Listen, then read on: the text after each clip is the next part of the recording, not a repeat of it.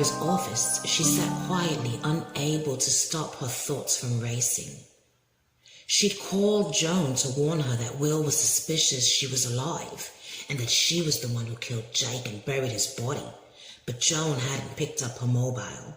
Just then, Vera's phone rang. Hello, Vera. I need you in my office. The cops are here. Vera froze in her seat. This was it, she thought to herself. She took a few deep breaths and headed to Will's office. Good morning. Good morning. This won't take long. We just have a few questions. As you both must know, a body was found buried in the woods. Well, dental records have confirmed the identity of the victim. It's Jake Stewart. Jesus Christ. No, it can't be. Oh, are you certain? Yes, Miss Bennett, we're certain. We know he was a correctional officer here in Wentworth. When was the last time either of you saw Mr. Stewart? The night of Sasha Malenkovich's murder. He worked his shift and clocked out like usual. Miss Bennett, you and the victim shared a daughter, correct? Yes. Grace. Did he make contact with you at any point after he clocked out? No. I haven't heard from him since that night. I saw him on his way out and I haven't seen him since. Officers, there's something you should know. I have reason to believe Jake Stewart was killed. Clearly, he was killed, Mr. Jackson. He was found bludgeoned and buried. I think I know who did it. Joan Ferguson, the former governor of Wentworth. She was blown to bits during the bombing, was she not? Yes, she was blown to bits. Will, we don't know for sure that she was killed. No trace of her body was ever found. She could have gotten away during all the chaos. Look, her and Jake, they have a history together. She wanted to kill him. Ferguson goes missing and months later Jake is found dead. It cannot just be a coincidence. Joan Ferguson is alive and she is out there somewhere. You've got to find her. Don't worry, Mr. Jackson. If she really is alive, we'll find her. We'll be in touch. Oh, I almost forgot. Do you know if Mr. Stewart was seeing anyone? No, he wasn't dating anyone. Why? We found some hairs in between the victim's teeth. Pubic hairs. Miss Bennett, you were the last to see him before he went missing. Would you mind giving us a sample of your hair? My hair? Yes, both from your head and from your...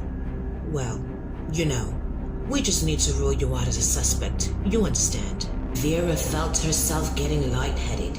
The room was spinning round her. She thought she was going to pass out. Miss Bennett, will you be able to provide us with hair samples here? Or would you rather go down to the station? No, I'll give them to you now. I just need to go to the restroom. I'll be right back. I'll go with you. Hey, Ali. You weren't at breakfast today? Yeah, I slept in. Are you okay? Would you be okay if you were me? Look at me, Ali. I'm in a wheelchair too. Yeah, and you'll be getting out of it soon. You have no idea how this feels, Nancy. I'm sorry, Ali. I didn't mean to. Forget I said anything. I'm fine. Just leave me alone. Ali began to wheel herself into her cell, but Nancy stopped her. Ali, wait. Don't go. I really like you. I don't care that you're in a wheelchair. I want to know everything about you. What you were like as a kid. What makes you happy. What makes you sad. You'll never be able to please me, you know. I can't feel anything from the waist down. That doesn't matter to me. Sex isn't everything. It's not everything, but we both know how important it is. Look, just forget it. I'm damaged goods. Just leave me the fuck alone, Nancy. Ali went into her cell and began to cry. She just wanted to be touched so bad, but she couldn't let herself become emotionally involved with someone who could potentially walk away from her one day.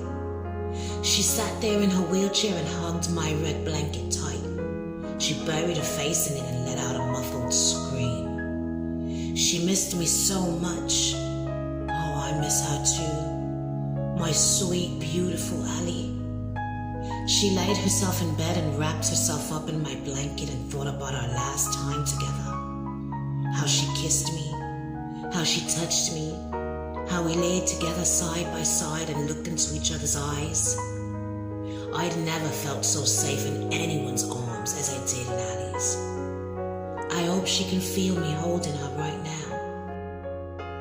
now. Over in Mr. Jackson's office, him and Rita sat across from each other. After seeing him and Elsie, she decided she needed some special treatment from the governor after all. I just came here to ask for a special request. I thought you said you didn't want any special treatment. Turns out there's something I need. Outside Will's office, his secretary sat shaking her legs. She had to go to the bathroom so bad she thought she'd piss herself any second. And then she saw Elsie Moore walking towards her. Oh, thank God, please, hurry. I have to run to the toilet before I piss myself. If the phone rings, take a message for me, yeah? I'll be right back. Elsie sat on Will's secretary's desk. It was so quiet she could hear Rita and Will's entire conversation. I want to be allowed to do my time in my own clothes. You're not on remand, Connors. You have to wear the teal. You asked if I needed anything. Well, this is what I need. I can't wear the teal, Will. In the teal, Rita disappears. I can't survive the next years if I lose myself. It's one of the rules, Rita. I can't just change it. Fuck. Rita kicked Will's trash bin with anger. Will came out from behind his desk and walked over to Rita. He stood close to her. She could almost hear his heartbeat. Mr. Jackson put his hand on Rita's cheek and said, "It's okay, Rita. I'll make it happen, whatever it takes. I just want you to be okay." Elsie stood outside Will's office. She was standing right by the wall. She peeked through the closed blinds and saw Will with Rita's face in his hands. She saw the way he was looking at her. She knew that look. Was Will in love with this prisoner, she thought to herself? In that moment, Elsie decided she wanted to have a little fun. She barged into Will's office. "Hey, Will, are you in? Oh, sorry. I didn't mean to interrupt. Ever heard of knocking? Sorry. I'm Elsie Moore, and you are?" "This is Rita Connors." "Well, it's good to meet you, Rita. I really am sorry for just barging in like that. I don't know what I was thinking. I just wanted to thank you again for what you did, Will. I'll never be able to repay you." "There's no need to thank me." Elsie stared into Will's eyes. Oh, she wanted him. As she looked at Will with lust-filled eyes, Rita stood there looking at Elsie with rage in hers. Will felt the heat coming from Elsie's gaze and lowered his head. He looked over at Rita and saw how she was looking at Elsie. He thought Rita would attack her any second. "Yeah, all right then. Come on, Connors. I'll take you back to your unit now." "There goes Miss Miles. She can take me back to my unit." "Miss Miles, could you take Connors back to her unit, please?" "Sure thing. Let's go, Connors." Rita walked out of Will's office and gave Elsie a dirty look before leaving. "Will, it's none of my business, but is there something going on between you and that prisoner?" "No, of course not. She's just a good friend that got a bad break, that's all." "I'm glad you stopped by. Look, I know what Mila did to you was wrong, but is there any way you'd be willing to continue on with her sessions?" "Will, what?" "I'll keep her handcuffed the whole time. You'll be safe. Mila's young. She can be rehabilitated. I know she can. She just needs your help." "All right. I don't know why, but I trust you, Will. I'll do it. Let her out of the slot. Thank you." Over in Vera's office, she rushed to gather her belongings. She had to warn Joan that the cops were onto her. Vera left Wentworth so fast she forgot to clock out. She ran to her car and called Joan on her burner phone. "Joan, it's me, Vera. The cops showed up in Wentworth. They've identified Jake's body. You gotta meet me in my house now, but be careful, Joan. The cops got a tip. They think you may be alive. They've already started looking for you. Over in the halls of Wentworth, Frankie walked with her head down. She didn't want to be in Wentworth today, but she had work to do. She hoped the hours would pass by quickly. She just wanted to go home and cry. Frankie continued down the hall with her head hung low. She didn't even see Lou standing in front of her office door. "Hello there, stranger."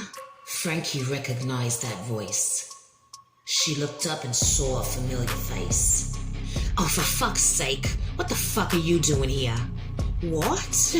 You're not happy to see me?" "Oh, well, that's a shame, because I was hoping I'd bump into you.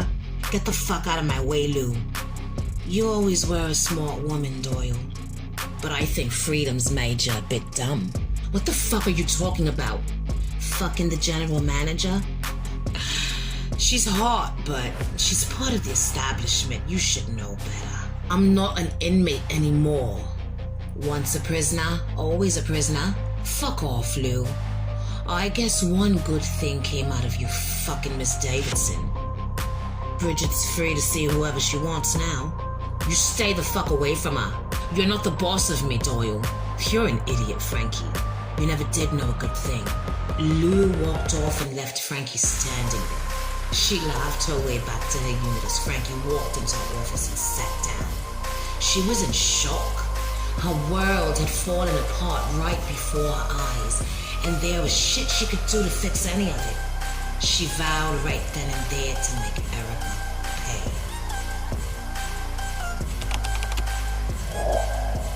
"I won't be able to come down and see you this evening." "You'd better have a good goddamn reason why." "I do. I'm having dinner with Will Jackson." Good. Do whatever it takes to make him trust you." "I know what I have to do. I miss you so much." "I miss you too, my love. I'll see you soon."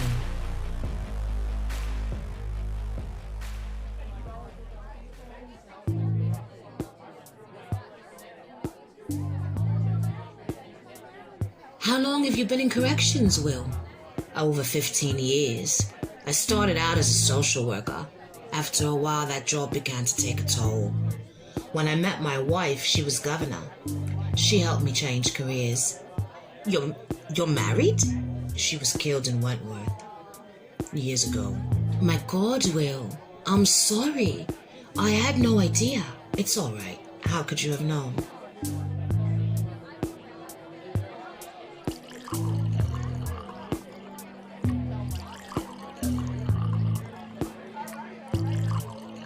"Do you have any family here?"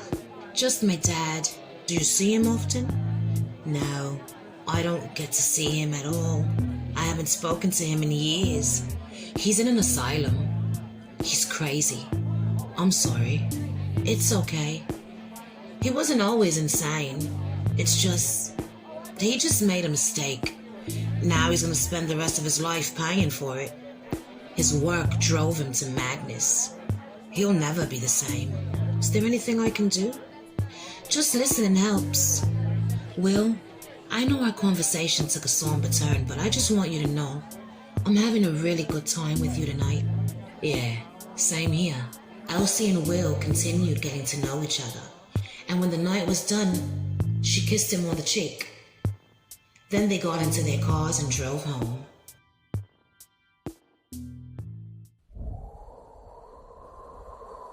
The wind blew outside of Vera's house. It was a cold night.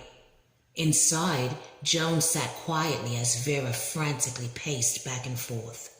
She couldn't tell Joan that Will was the one that had tipped off the cops. "The cops questioned Will and I about Jake and about you. They got an anonymous call. Someone saw you. They've already begun searching for you, Joan. Don't panic, Vera. There's more. They found something." "Well, what was it?" "They found a pubic hair stuck in between his teeth. It's mine. That night when you showed up, Jake and I were..." Oh, for fuck's sake. Jake was giving me head, and then you came in. And then I came and ruined everything. No, that's not what I meant. Joan, they took samples of my hair. They're gonna find out I lied about not seeing Jake that night. We have to get the fuck out of here. We have to run. Tonight. You're right, Vera.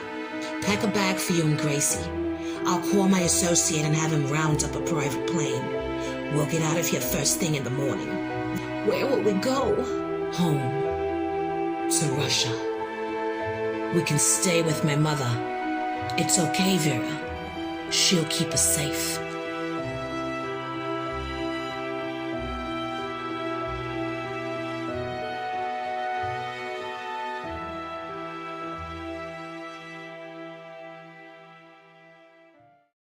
Over in Wentworth, Mr. Jackson made his way down to the slot to let Bridget and Mila out. He stopped in Mila's cell first. Good morning, Mila. How are you feeling? Like shit. Why'd you do it, Mila? I have anger issues. I did not mean to scare Miss Elsie. Well, you did scare her. But lucky for you, she's agreed to continue to work with you. What? I do not need therapy. What is wrong with you people? I'm trying to help you, Mila. Do you want to get out of here or not? Yes. Then you have to go to the therapy sessions. If not, I'll be forced to transfer you over to Blackmore to finish out your sentence. No, Mr. Jackson, please. You cannot separate Irina and I. Will just stared down at Mila but said nothing. Fine. I'll do it. Now can I go? Yeah, you can go. Officer Webb will take you back to your unit. Will made his way over to Bridget's cell next. Hey, you all right? Yeah. What happened, Bridget? Bridget just shook her head. She couldn't tell Will why she knocked Erica out. She sat there and said nothing. Erica's pressing charges. You're gonna be charged with grievous bodily harm. It's gonna add more time to your sentence. I've already lost everything, Mr. Jackson. Nothing matters anymore. I'm letting you out of the slot, Bridget. I know you're not a bad person, and you must have had a valid reason for doing what you did. Just in the future, try and keep your hands to yourself. Come on, let's get you back with the others.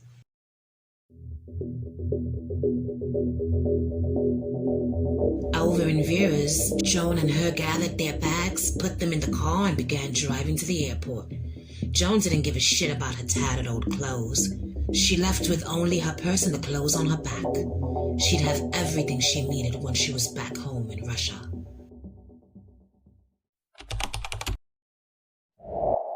Out in the yard, the women gathered in groups talking about how Mr. Stewart had been killed. They found him buried in the woods. Poor Mr. Stewart. He was always so nice to me. Oh, little Gracie's gonna grow up without a dad now.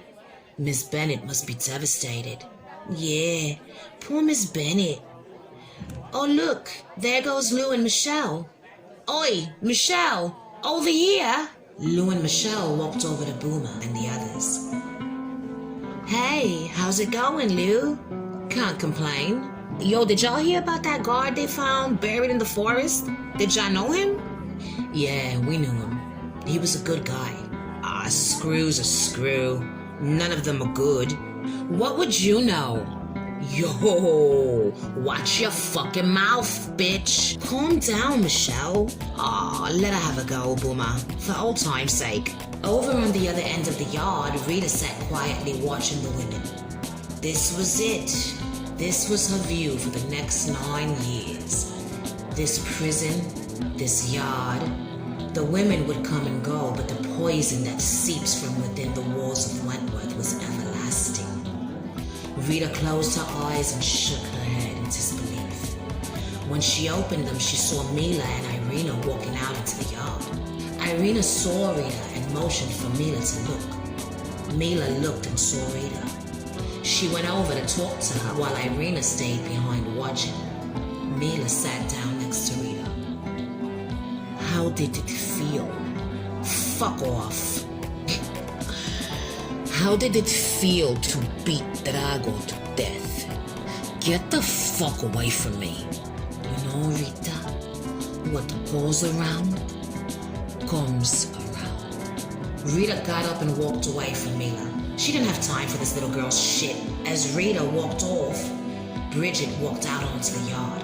Irina spotted her immediately and raced over to her. I heard you got another charge. Fuck you, Irina. Lou recognized that voice. It was Bridget. She turned around and laid eyes on her for the first time. Wow, Lou thought to herself. Frankie really was an idiot. Lou watched as Irina and Bridget continued to argue. No. Fuck you, Bridget. No. Fuck you, Irina. Bridget grabbed Irina by the throat and slammed her to the ground. She pounded down on Irina's head with her fist as hard as she could. Mila ran towards them. She was almost close enough to grab Bridget from behind when suddenly she was knocked to the ground. She felt like she'd been hit with a baseball bat.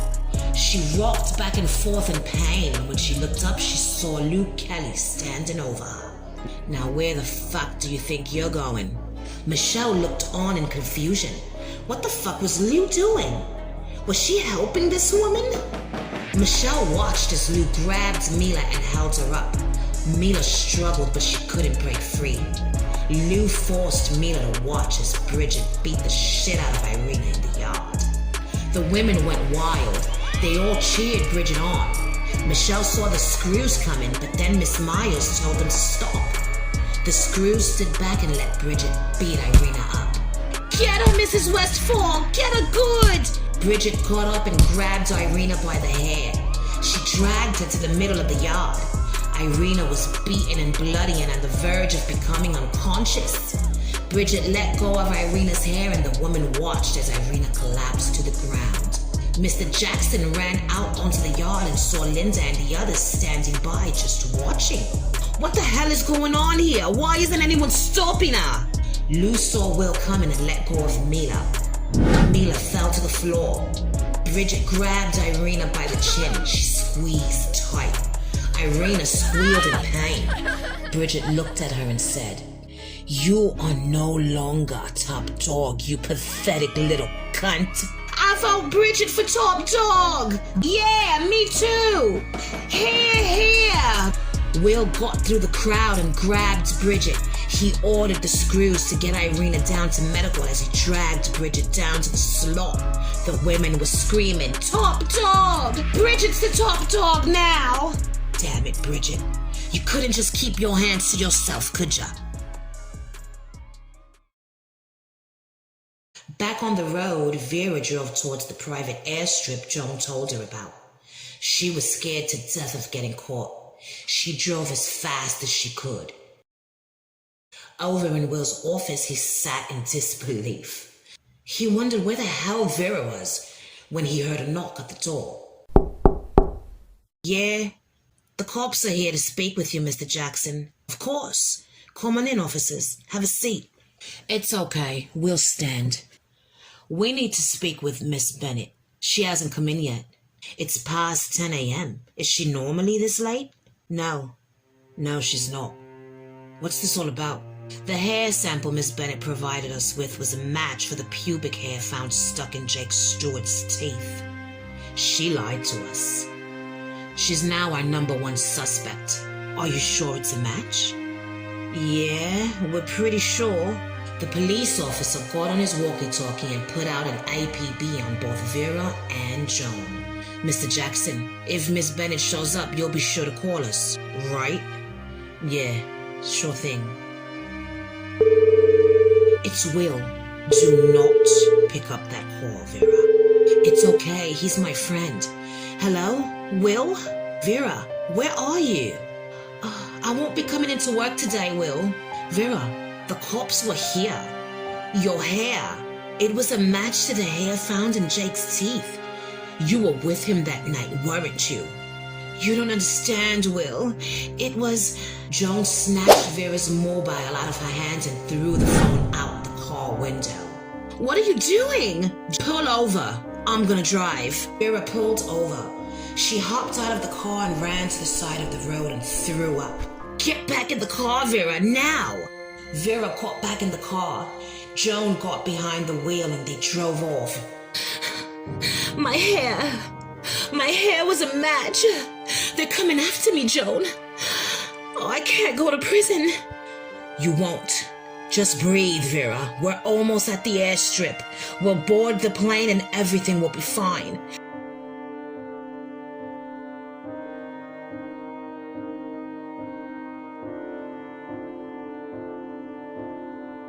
Come on, guys. The movie's about to start. Yeah, I'm coming. All the H1 girls sat around the telly waiting for the movie to start. Over in H6, Lou and Michelle cuddled up together on the sofa getting ready to watch the same movie. And in H9, Irina and Mila sat quietly.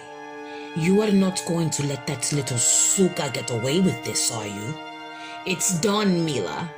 She is top dog now. What? You are just going to accept this? Look at me, Mila. Look at my face. I cannot keep fighting.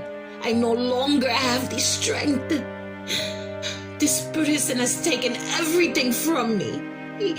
Even my mama is gone. You still have me, cousin. I will never leave you.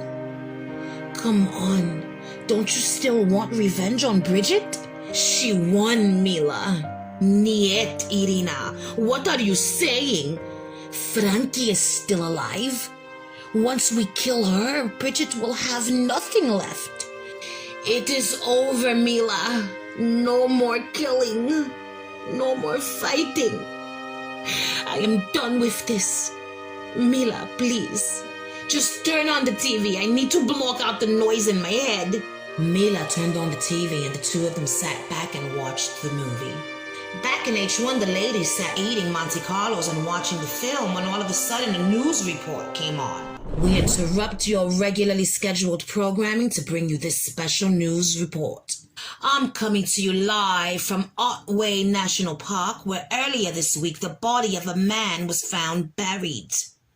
Medical examiners have identified the victim as being Jake Stewart, a correctional officer who worked in Wentworth Correctional Center. Fellow Wentworth employee Vera Bennett is wanted for questioning in connection with his murder. She is believed to be the last one who saw the victim alive. Authorities are looking for her at this time. Law enforcement also received a tip that Joan Ferguson, former governor of Wentworth, is in fact alive and in hiding. A nationwide manhunt has begun. If anyone has seen Vera Bennett or Joan Ferguson, please call law enforcement immediately. The fucking freak is alive? My God, why won't she just die? Oh shit, Miss Bennett killed Mr. Stewart? We don't know that, Booms. Shh, look, there's more. In other news, Nadia Milenkovich was found brutally murdered in her Moscow home earlier today. Authorities say it was a home invasion gone wrong. Nadia was the former head of the Milenkovich crime family. Her daughter Sasha was murdered in Wentworth earlier this month. Milenkovich is survived by her granddaughters Irina and Mila, both of whom are serving time in Wentworth Correctional Center. This is Maria Fernandez Guadalupe del Toro reporting live from the woods. Over in H9, Irina looked on in horror. No! No, please, Mila, say it is not so. They did not say it. They did not say that grandmother is dead. Back on the road, Joan was pulling into the airstrip. She parked Vera's car and the two of them got out. Vera grabbed her and Gracie's bags while Joan took Gracie out of her car seat. Together they quickly walked towards the plane, and that's when Joan heard it. Sirens in the distance. The police were coming. They began running to the plane. Faster and faster they ran. The police sirens were getting closer and louder. Run, Vera! Run! The police were right behind them now. They ran as fast as they could, and then Vera stumbled on her own feet. She felt herself falling to the ground. She hit the floor hard. One of the cop cars stopped and an officer flew out of the vehicle. He ran up to Vera with his pistol drawn. Do not fucking move. Vera looked at the officer, fear in her eyes. She turned her head to look for Joan. She watched as an officer ripped baby Grace from Joan's arms and carried her away. Vera could hear her daughter's cries, and she let out a scream. No! Don't take my baby! Joan didn't fight the officers. She merely held her arms out so the officers could handcuff her. 2 cops held Joan as they walked her past Vera and put her in the back of one of the police cars. Vera looked on with tears in her eyes. Get up. Vera Bennett, you're under arrest for the murder of Jake Stewart.